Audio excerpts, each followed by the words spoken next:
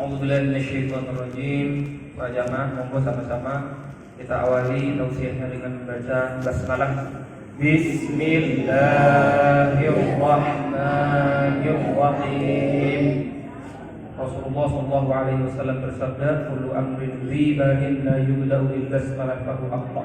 Setiap acara apapun yang tidak dimulai dengan baca bismillahirrahmanirrahim, fa huwa abtar wa aqta, maka acara tersebut kurang barokahnya dan terputus dari rahmat Allah Subhanahu wa taala. Mudah-mudahan salat tarawih kita, kumpulnya kita pada malam hari ini diberkahi dan diridhoi oleh Allah Subhanahu wa taala. Amin ya Allah. Mari kita awali dengan sama-sama istighfar kepada Allah Subhanahu wa taala 3 kali. Istaghfiru rabbakum innahu kana ghaffara. Astaghfirullahaladzim. Astaghfirullahaladzim. Astaghfirullahaladzim. Innahu huwal ghafurur rahim. Semoga Allah Subhanahu wa taala mengampuni semua dosa-dosa kita yang telah lalu, dan semoga kita dijaga, dipersulit oleh Allah Subhanahu wa taala untuk berbuat dosa di masa yang akan datang. Amin amin Allahumma amin. Selanjutnya mari kita awali dengan sama-sama mengucap syukur kepada Allah Subhanahu wa taala dengan mengucap hamdalah 3 kali. Alhamdulillahi rabbil alamin. Alhamdulillahi rabbil alamin. Alhamdulillahi rabbil alamin. Semoga kita termasuk hamba-hamba Allah yang senantiasa bersyukur. Walaupun kata Allah, qalilan min ibadiyasy syakur, sedikit dari hambaku yang bersyukur. Sedikit di antara banyak ini, paling yang bersyukur hanya beberapa, sedikit. Mudah-mudahan kita termasuk yang sedikit ini. La in syakartum la azidannakum. Jika kalian bersyukur, aku tambah. Wa in kafartum inna 'adzabi lasyadid. Kita bersyukur kepada Allah masih diberi kesempatan bertemu dengan bulan Ramadan tahun ini dalam keadaan sehat walafiat. Mudah-mudahan dengan kita bersyukur kepada Allah, la azidannakum, aku tambah nikmatku. Mudah-mudahan kita dipertemukan lagi oleh Allah dengan Ramadan tahun yang akan datang dalam keadaan sehat walafiat, dalam keadaan lebih baik, lebih beriman dan lebih bertakwa. Amin amin Allahumma. Kemudian mari kita awali dengan membaca salawat 3 kali kepada Nabi Muhammad SAW. Kalau saya bilang Allahumma sholli ala Sayyidina Muhammad, jawabnya Allahumma sholli wa sallim wa barik alaihi. Allahumma sholli ala Sayyidina Muhammad. Allahumma sholli ala Sayyidina Muhammad.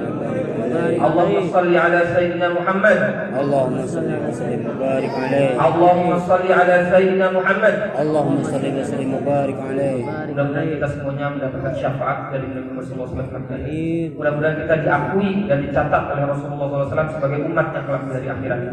Kenapa kita harus bersalawat? Karena dialah Nabi kita, Nabi Muhammad SAW, yang sering menangis karena rindu kepada kita. Sering sekali menangis karena merindukan kita, umatnya. Walaupun kita umatnya jarang menangis merindukan beliau, bahkan gak pernah nangis merindukan beliau. Kalau Nabi Muhammad sering menangis merindukan kita. Kalau menangis karena percintaan, kita sering. Menangis karena keluarga, kita sering. Menangis karena masalah, kita sering. Menangis karena kita disakiti, sering. Sakit hati, sering. Tapi menangis karena rindu kepada Rasulullah SAW jarang, bahkan mungkin tidak pernah selama umur hidup kita. Maka kalau kita masih malas membaca sholawat kepada Nabi Muhammad, disuruh sholawat, ayo sholawat, mulutnya diam, gak mau bersolawat, masih pantaskah kita diakui oleh Rasulullah SAW sebagai umatnya? Masih pantaskah kita kalau kita berharap syafaatnya kelak di hari akhirat? Mudah-mudahan dengan mengucap sholawat kita kepada Nabi Muhammad SAW, Allah catat sebagai bentuk rasa rindu kita kepada Rasulullah SAW. Amin amin Allahumma. Uhayyukum bi tahiyatil Islam. Assalamualaikum warahmatullahi wabarakatuh. Sudah puasa keberapa sekarang? 16 atau 17?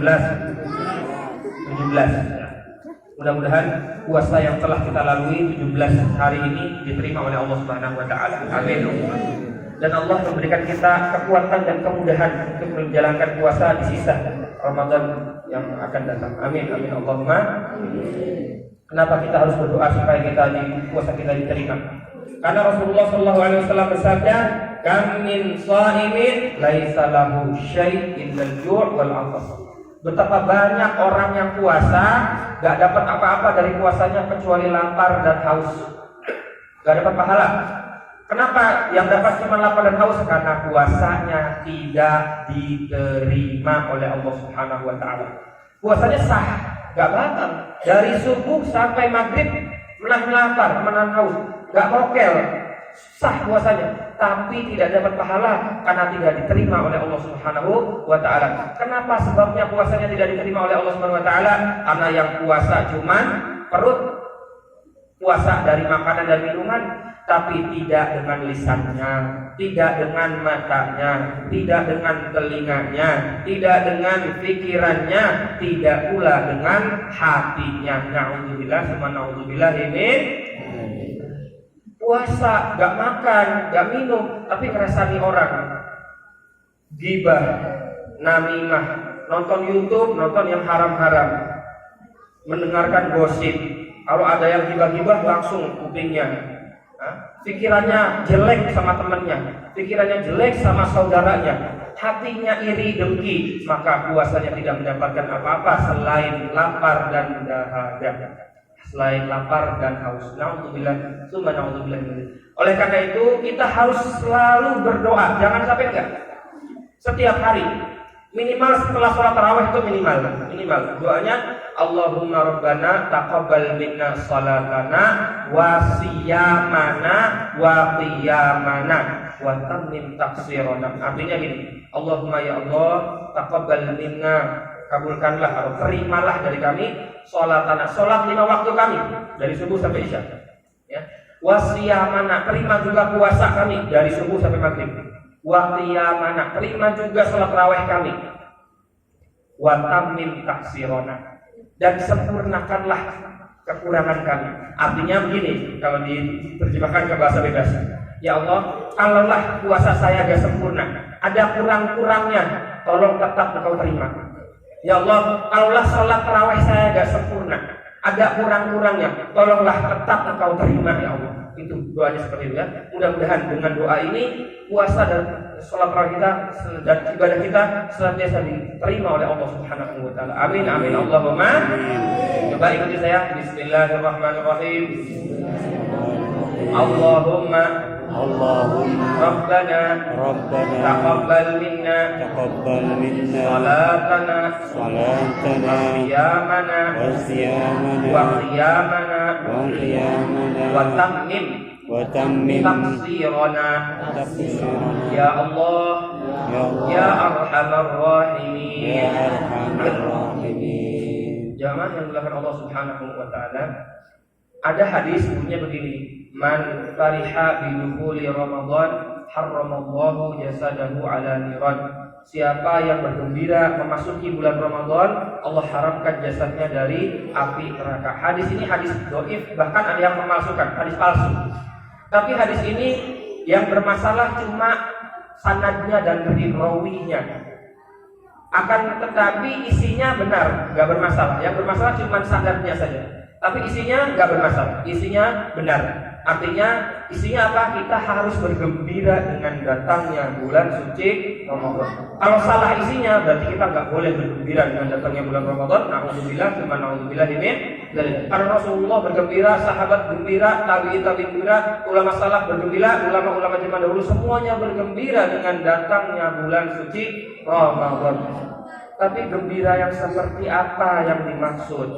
Yang gembira yang dimaksud oleh Rasulullah SAW bukan gembira senang hatinya, cuma sekedar hati yang senang, ya, dengan mengapresiasikan dengan syukur, alhamdulillah, kemudian dengar bakar petasan. Nah, ini bukan gembira yang seperti itu yang disebutkan, yang dimaksud oleh Rasulullah SAW. Bakar petasan tapi gak puasa, bakar petasan tapi gak tarawih, bukan gembira yang seperti itu yang dimaksud oleh Rasulullah SAW.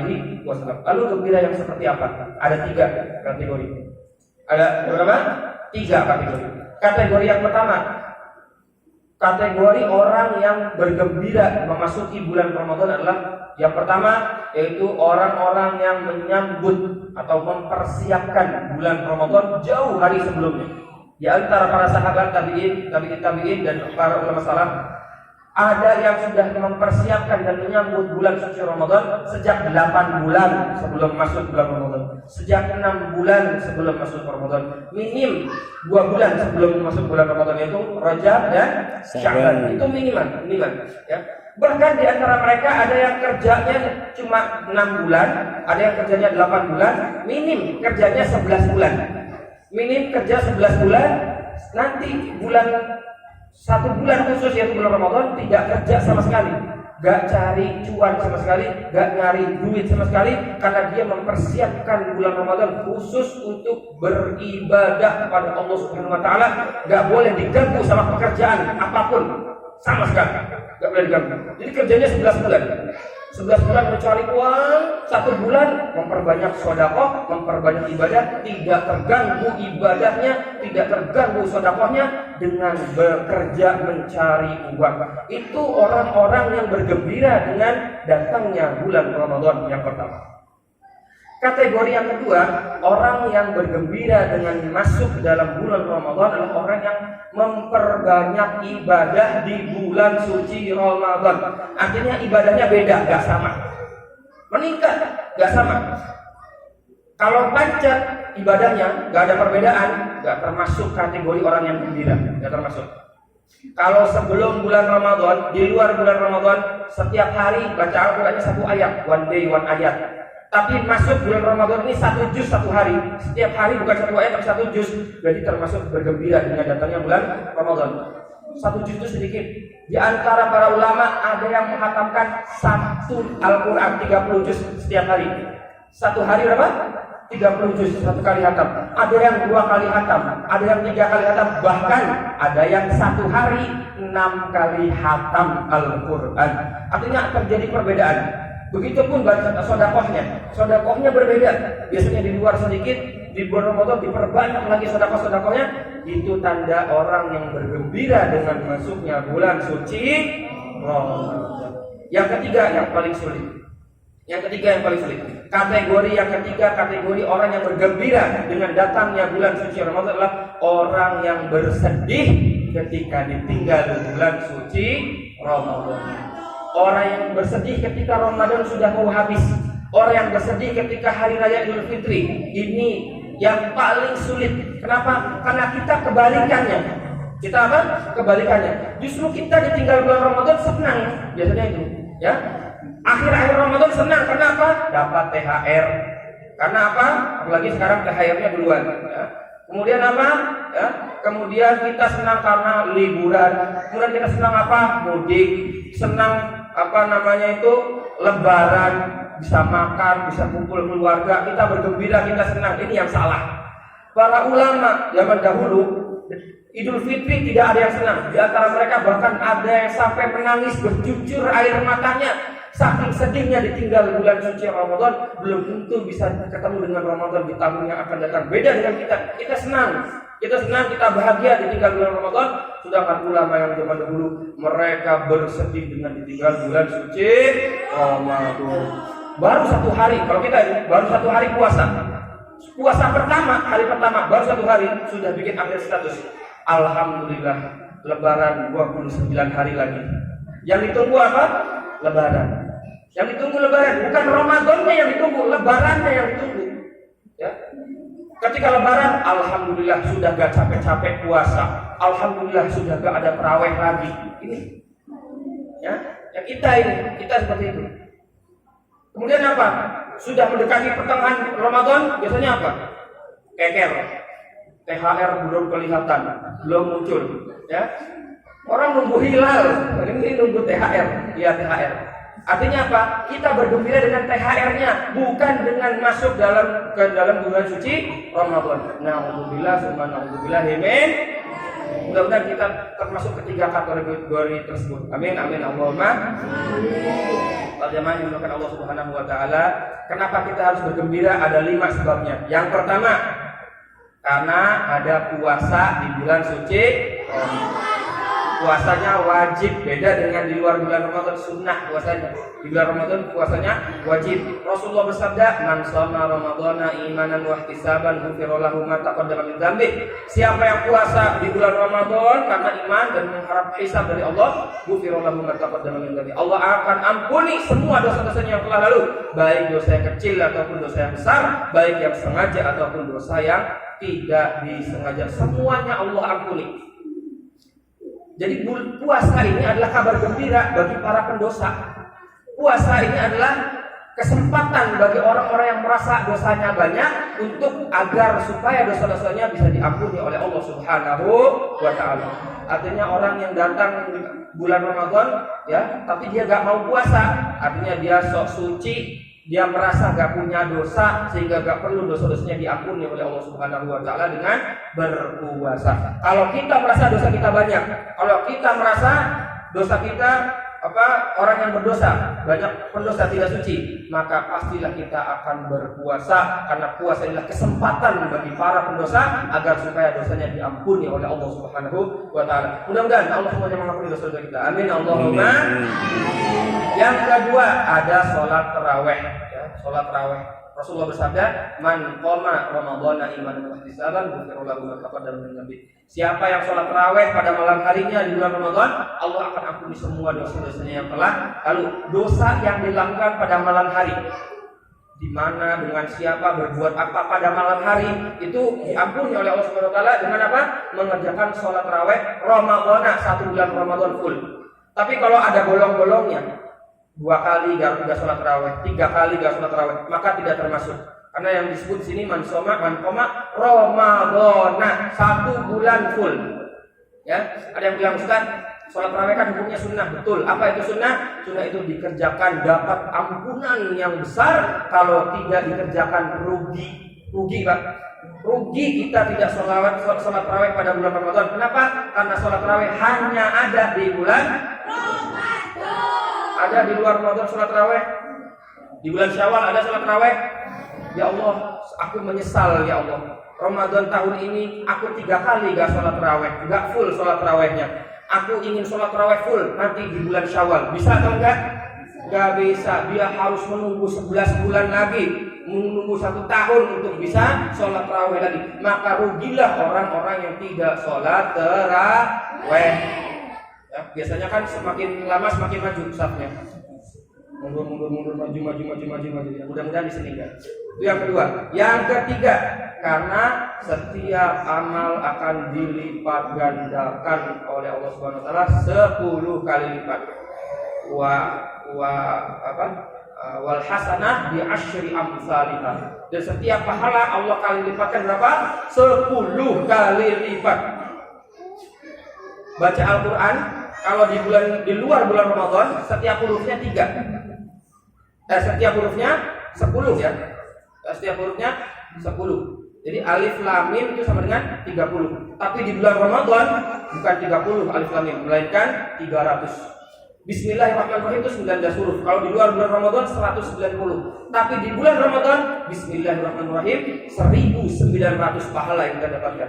Sedekah di luar bulan Ramadan, sedekah di luar bulan Ramadan 700 kali lipat. Jadi kalau kita sedekah 1000 sama dengan 700.000 di luar bulan Ramadan. Di bulan Ramadan sedekah 1000 bukan 700.000 melainkan 7 juta. Masya Allah. Jadi jangan menyepelekan uang 1000. Sedekah walaupun 1000 di bulan Ramadan nilainya 7 juta di sisi Allah Subhanahu wa taala. Maka perbanyaklah ibadah, perbanyaklah sedekah karena pahalanya dikali lipat 10 kali lipat oleh Allah Subhanahu wa taala selama bulan suci Ramadan. Karena itulah kita bergembira dengan datangnya bulan Ramadan.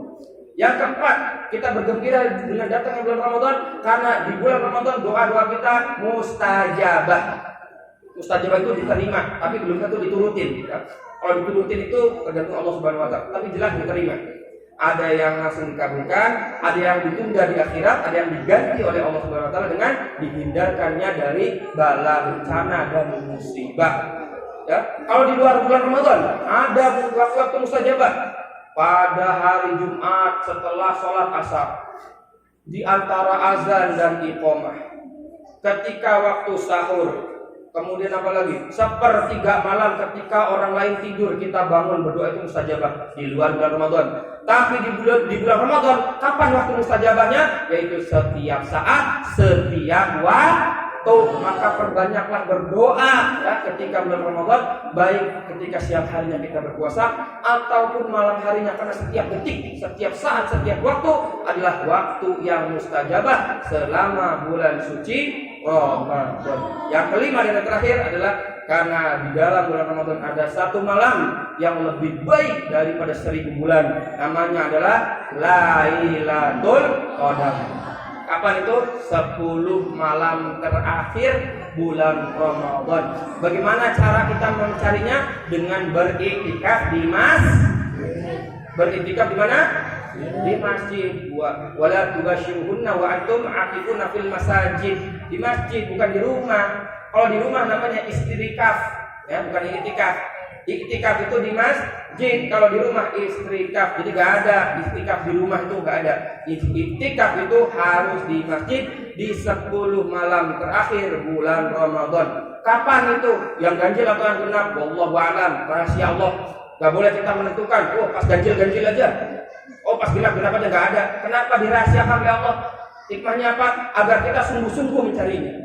Coba kalau gak dirahasiakan, oh Ramadan tanggal 27, oh tanggal 25, Lailatul Qadar, oh di malam ganjil, ya kita gak akan mencari di malam genap, kita gak akan cari di malam lain itu, ya dirahasiakan sehingga gak ada orang yang tahu. Alhamdulillah semalam saya dapat Lailatul Qadar, gak ada, nanti di akhirat baru tahu, ya gak ada, karena kalau tidak dirahasiakan orang berhenti mencari. Saya sudah dapat Lailatul Qadar kemarin, ngapain saya cari lagi? Tahun lalu saya sudah dapat Lailatul Qadar, jadi tahun ini saya nggak mencari Lailatul Qadar lagi. Ya buat yang lain aja, buat yang lain yang belum dapat. Saya sudah dapat. Karena dirahasiakan oleh Allah, maka kita bersungguh-sungguh untuk mencarinya. Mudah-mudahan kita bersungguh-sungguh untuk mencari Lailatul Qadar dan kita mendapatkan Lailatul Qadar minimal sekali dalam seumur hidup kita, sehingga semua dosa kita akan diampuni oleh Allah Subhanahu wa taala. Amin amin Allahumma amin. Ini yang bisa saya sampaikan, mudah-mudahan bisa bermanfaat dan bisa kita amalkan dalam kehidupan sehari-hari. Wabillahi taufiq wal hidayah. Assalamualaikum warahmatullahi wabarakatuh. Sallallahu alaihi wasallam.